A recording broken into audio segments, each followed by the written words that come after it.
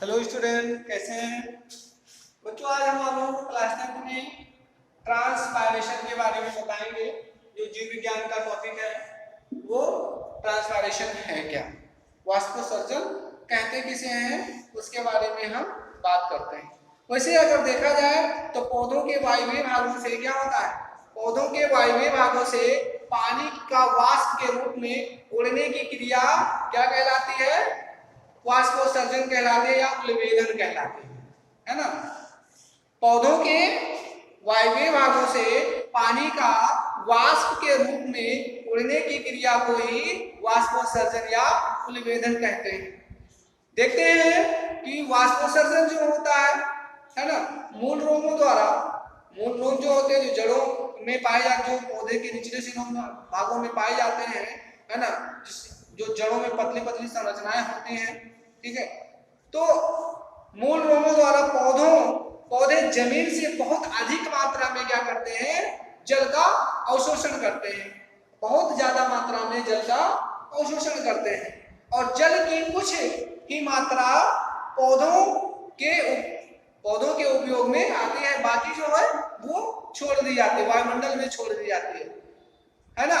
अनुमान है कि अवशोषित जल का 98% भाग जो होता है वो पौधों के वायवीय भागों, है ना, चाहे वो पत्तियां हो, तने हो, के द्वारा वाष्प के रूप में वायुमंडल में आ जाते हैं, है ना।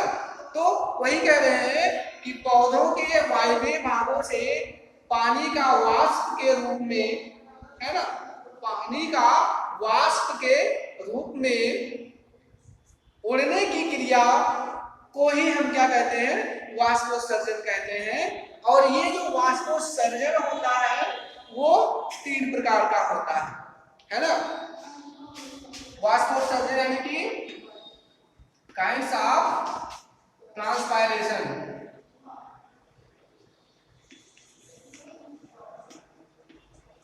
काइंड्स ऑफ ट्रांसपायरेशन की हम बात करते हैं, है ना। तो जो ट्रांसपायरेशन है वो 3 प्रकार का होता है। कितने प्रकार का होता है? 3 प्रकार का होता है। पहला जो होता है वो बाइस्टोमेटा होता है ना। क्या होता है? बाइस्टोमेटा होता है। स्टोमेटा मतलब क्या होता है? रंध्र, रंध्रों द्वारा वाष्पोत्सर्जन की क्रिया होती है। किसके द्वारा? रंध्रों द्वारा वाष्पोत्सर्जन की क्रिया होती है ना। बाइस्टोमेटा रिस्पायरेशन, ट्रांसपायरेशन, है ना, बाइस्टोमेटल ट्रांसपायरेशन की बात होती है। अब इसमें पत्तियों, हरे तने और पौधे के जो रूपांतरित भाग होते हैं, रूपांतरित तने होते हैं, सतह पर बहुत, उनके सतह पर क्या छोटे छोटे छिद्र होते हैं, बहुत सूक्ष्म जो है छिद्र होते हैं, जो एक जोड़ी वृक्काकार रंध्र कोशिकाएं होती हैं, इन छिद्रों में जाकर के खुलती हैं व बंद होती हैं।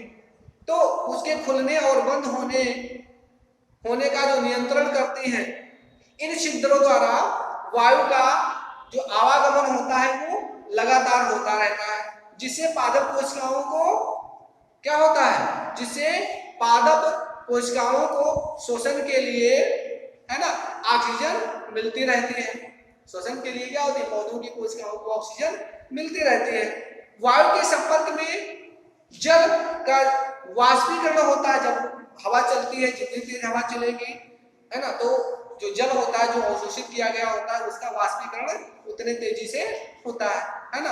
और रंध्रों से बाहर निकलने वाली जो वायु होती है, जल भी वाष्प के रूप में बाहर जाकर के निकलती है।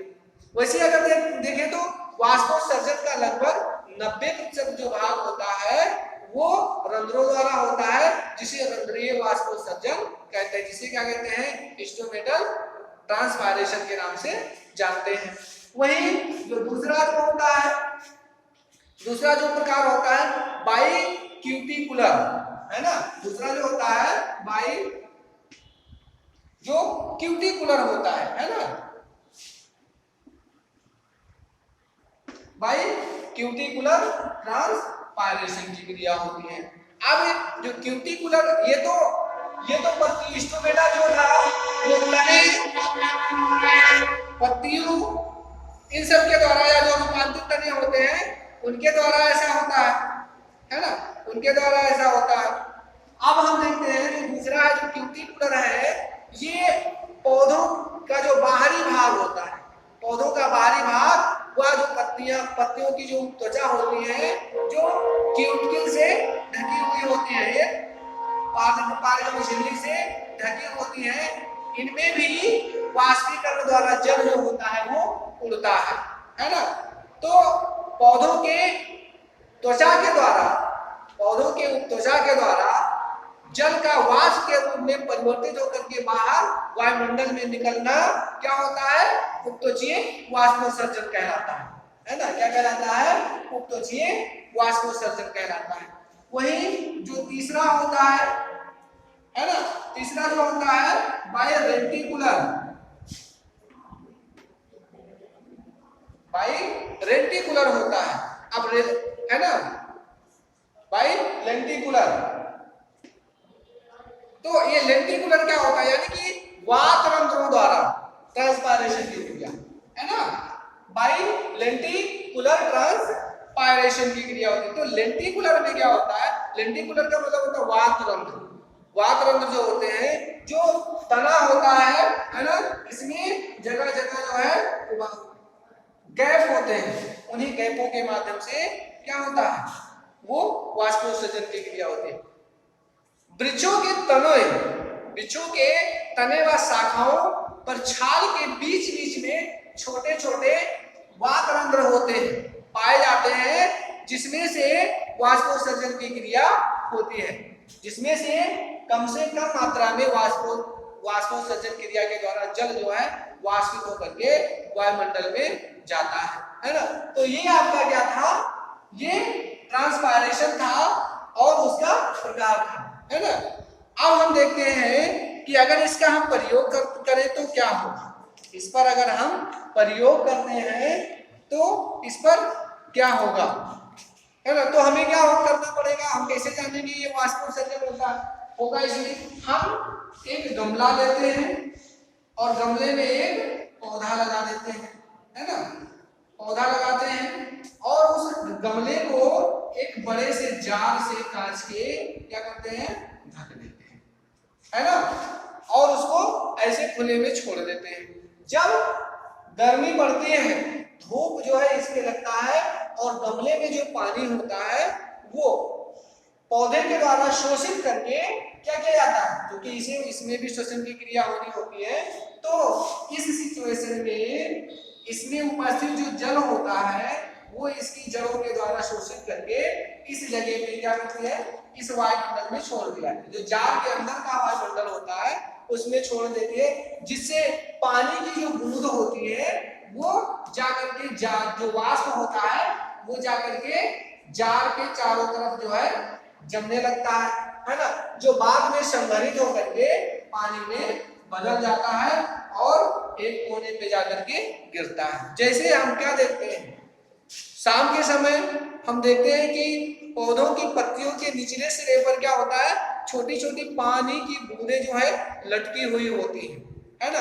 वो पानी की बूंदें जो है वाष्पोत्सर्जन की क्रिया जो होती है उसके द्वारा जो है अवशोषित किए गए जो जल की मात्रा होती है ना, वो होती है जिसकी वजह से वो वहां पर लटकते हुए प्रतीत होते हैं, है ना।